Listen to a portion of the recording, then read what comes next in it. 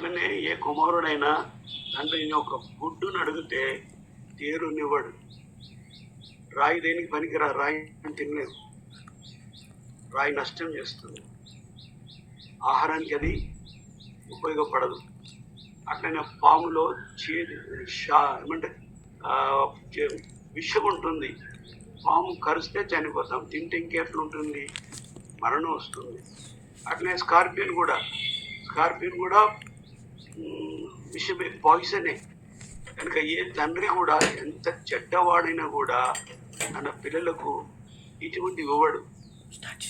కష్టపడి చెమటోర్చి సంపాదించి తన కుమారుడు అడిగాడు కనుక ప్రేమతో సమర్పణతో అడిగింది దయచేస్తాడు. అదే రీతిగా ఇక్కడ ఏమంటున్నాడంటే ఈ వచనంలో 3వ భాగంలో అన్నిటికంటే ప్రాముఖ్యమైనది చివరి భాగం. How much more shall your heavenly father give holy spirit to them that ask of him. మీ పరలోకపు తండ్రి అన్నిటికంటే ఎక్కువగా మీకు పరిశుద్ధాత్మను ఎందుకు ఇవ్వడు? కనుక పరిశుద్ధాత్మ అవసరం. ఆత్మ సంబంధమైన బిడ్డలుగా మనం ఉండాలి. మనం విశ్వాసులంగా మనకు 2 తండ్రులు ఉండాలి. ఒకడు శరీర సమాన తండ్రి, మనల్ని కన్న తండ్రి, తల్లిదండ్రులు ఉన్నారు భూలోకం. ఇంకొకటి రెండవది పరలోకపు తండ్రి ఉండాలి. అది నూతన జన్మ అనుభవం ద్వారా దేవుడు, సృష్టికర్తైన దేవుడు, లోక రక్షకుడు మనకు ఆయన పరలోకపు తండ్రిగా మారుతున్నాడు. అందుకొరికే జాన్స్ గాస్పెల్ 1:12 మనకు బాగా తెలుసు. As many as received him, to them gave he power to become the children of God, even to them those who believe in him. తనను ఎందరు అంగీకరించినారో వారికి అందరికీ ఆయన అధికారం ఇచ్చాడండి. దేవుని పిల్లలగుటకు అధికారం ఇచ్చాడు. కనుక మనకు ఏ రీతిగా శరీర సంబంధమైన బర్త్డే ఉందో అదే రీతిగా ఆత్మ సంబంధమైన బర్త్డే కూడా ఉండాలి. మనం దేవుని జన్మించాలి, దేవుని ఆత్మ ద్వారా జన్మించాలి. అందుకొరకు మనం రోమా 8వ అధ్యాయంకి వస్తే అక్కడ 3 విషయాలు కనబడతాయి. born in the spirit, living in the spirit, walking in the spirit. ఆత్మలో జన్మ విషయం మనము రోమా 8వ అధ్యాయంలో చూస్తాం. తర్వాత ఆత్మలో జీవించడం చూస్తాం, ఆత్మలో నడిపించబడుట కూడా చూస్తాం. కనుక ఇంకా మనం ముందుకు మళ్ళీ ఇప్పుడు మొదటి భాగంకి వస్తున్నాం.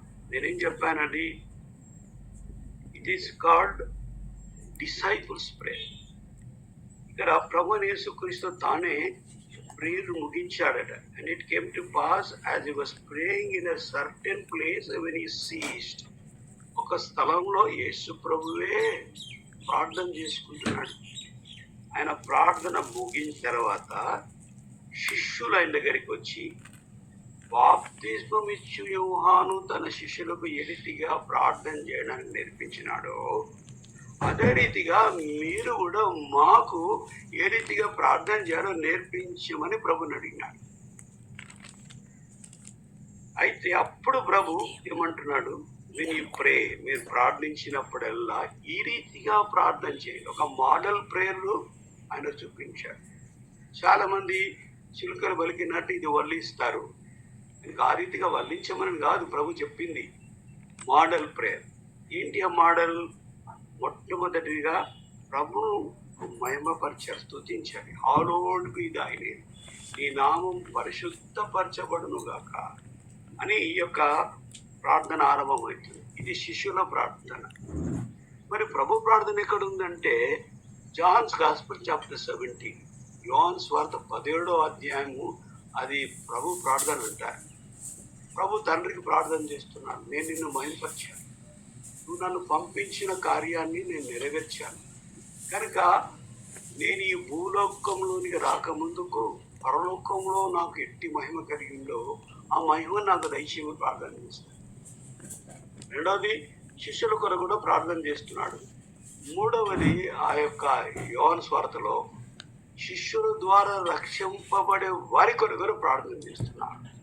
శిష్యులు ప్రార్థన ఈశ్వరు ప్రార్థన చేస్తున్నాడు.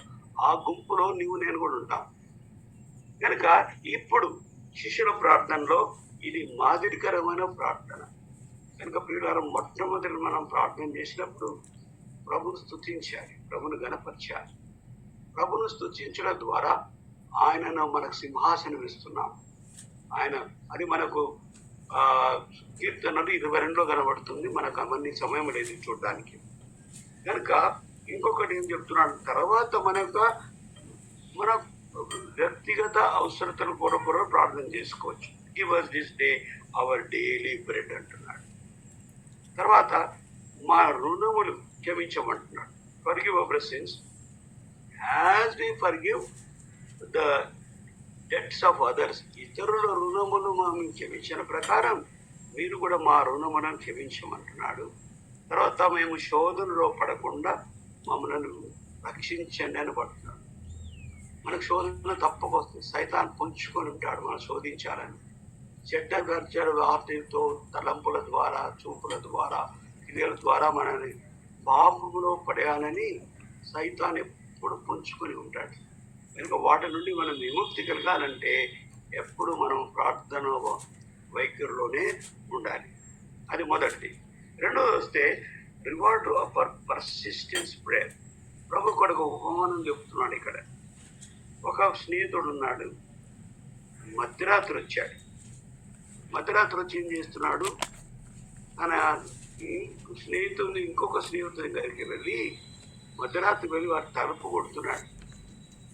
ఏమని కొడుతున్నాడు, నేను ఒక అవసరతలు వస్తున్నాను, నాకు నా పిల్లలకు పెట్టడానికి ఏమీ కూడా లేదు కనుక రొట్టెలు ఇవ్వండి అంటున్నాడు.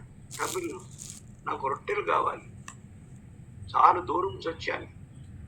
అయితే ఈ పడకలో ఉన్నటువంటి స్నేహితుడు ఏమంటాడు, నేను పడకలో ఉన్నాను, నా పిల్లలతో నేను పడుకొని ఉన్నాను, చీకటి అయిపోయింది కనుక నేను తలుపు కూడా మూసేశాను అంటే మళ్ళీ ఆ యొక్క స్నేహితుడు ఏం చేస్తున్నాడు, తలుపును కొడతా ఉన్నాడు. ఇప్పుడు మనం చాలా అభివృద్ధిలోనికి వచ్చాము. ఇప్పుడు అరువు తెచ్చుకున్నది లేదు. ఏదో బ్యాంక్ నుంచి లోన్ తెచ్చుకుంటామేమో. జనరల్గా మనం 10 రూపాయలు ఇవ్వండి మళ్ళీ ఇస్తాను అని బదులు అడగడానికి లేదు. నా జ్ఞాపకం చిన్నప్పుడు బియ్యం కొరకు పోయి అడిగేవాళ్ళం, 1 కిలో బియ్యం ఇవ్వండి మళ్ళీ ఇస్తామని, లేక పిండి ఇవ్వండి, నూనె ఇవ్వండి, కట్టెలు ఇవ్వండి, కిరోసిన్ ఇవ్వండి అని అడిగి తెచ్చుకునేవాళ్ళు నేబర్ దగ్గర నుంచి, తెలిసిన వాళ్ళు. ఆ రీతిగానే ఈ వ్యక్తి వెళ్ళాడు ఇమ్మని. అయితే ఆ స్నేహితుడు పడుకున్న స్నేహితుడు ఏం చేస్తూ ఊకే వేధిస్తున్నాడు. అక్కడ ఒక మంచి మాట ఉంది 8th verse, I say unto you, though he will not rise up and give, ఆయన లేచి ఇవ్వనప్పటికీ because he is your friend and because of importunity, ఇంపార్చునిటీ, దాని ఇంకొక మాట ఉంది పర్సిస్టెన్స్ ప్రేయర్, ఎడతెగక మాటికి అని తెలుగులో ఉండొచ్చు. he will rise and give whatever is needed. ఆయన లేచి మాటికి అడుగుతున్నాడు, ప్రార్థనలో వేధిస్తున్నాడు, అడుగుకుండా వేధిస్తున్నాడు, విసిగిస్తుంటున్నాడు కనుక ఆయన లేచి కావాల్సింది ఇచ్చేస్తాడు. అదే రీతిగా ఏమంటున్నాడు ప్రభు, I say unto you 9th verse, ask it shall be given. అడుగుడి మీకు ఇవ్వబడును, తప్పకిస్తాడు మన దేవుడు. రెండోది ఏమంటున్నాడు, సీక్, వెతుకుడి మీకు దొరుకును. మూడవది నాక్, తట్టుడి మీకు తెరవబడు లేక తీయబడు. కనుక మన పని అడిగేది, మన పని వెతికేది, మన పని తట్టేది. ప్రభువును మాటికి అడిగాలి. తర్వాత చెప్తున్నాడు కుమారుని విషయంలో. కనుక అది ఇంతమందికే నేను చెప్పాను, నేను మళ్ళీ వల్లించాను. కానీ ముఖ్యంగా పరిశుద్ధాత్మ, I want to do on this matter bit. ఈ దినాలలో రక్షింపబడిన విశ్వాసులమైన మనము, సేవకులమైన మనము, సేవకురాల మనము కూడా ఆత్మ సంబంధమైన వారిగా ప్రవర్తించుటే లేదు. చాలా మటుకు మన జీవితంలో శరీరానుసారమైనటువంటి తత్వం వచ్చేసి కార్నాలిటీ అంటారు, ఫ్లెష్లీ అంటారు ఇంగ్లీష్లో. తర్వాత వరల్డ్లీ, లోక సంబంధమైన విషయం.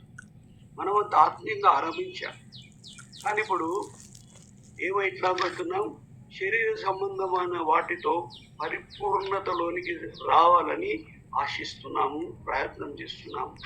అది ఎన్నటికీ కూడా జరగదు.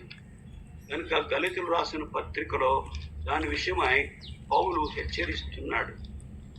3rd చాప్టర్లో 3వ అధ్యాయం 1వ వచనం. O foolish Galatians, who has bewitched you that you should not obey the truth, before whose eyes Jesus Christ has been evidently set forth, crucified among you. ఓ అవివేకులైన గలతీయులారా అంటున్నాడు. మిమ్మల్ని ఎవరు భ్రమ పెట్టాడు? విచ్చుడంటే ఇక్కడ మీ ఎవరు భ్రమ పెట్టాడని తెలుగుతుంది, కానీ విచ్చుడంటే ఎవరు మాయా మంత్రాలు వేశారని అర్థం. గలతీయులో ఉన్నటువంటి యొక్క సమస్య ఏంటంటే రక్షణ కొరకు కార్యాలు కూడా చేయాలి. రక్షణ ఉచితంగా రాదు, ధర్మశాస్త్రం కూడా పాటించాలి, ఆ సర్కంసిషన్ సున్నతిని కూడా మనం చేసుకోవాలి అని యూదా మతస్థులు కొంతమంది వచ్చి పౌలు బోధించిన స్వార్థకు భిన్నమైన స్వార్థ బోధిస్తున్నారు. అందువలన పౌలు ఈ మాటలు రాస్తున్నాడు. మిమ్మల్ని ఎవరు భ్రమ పెట్టినారు?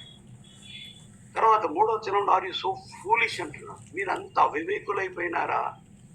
ఆత్మ సంబంధమైన వారిగా ఆరంభించి ఇప్పుడు శరీరానుసారంగా అయ్యి మీరు పరిపూర్ణతలోనికి రావాలని ఆశిస్తున్నారా అని గద్దిస్తున్నాడు.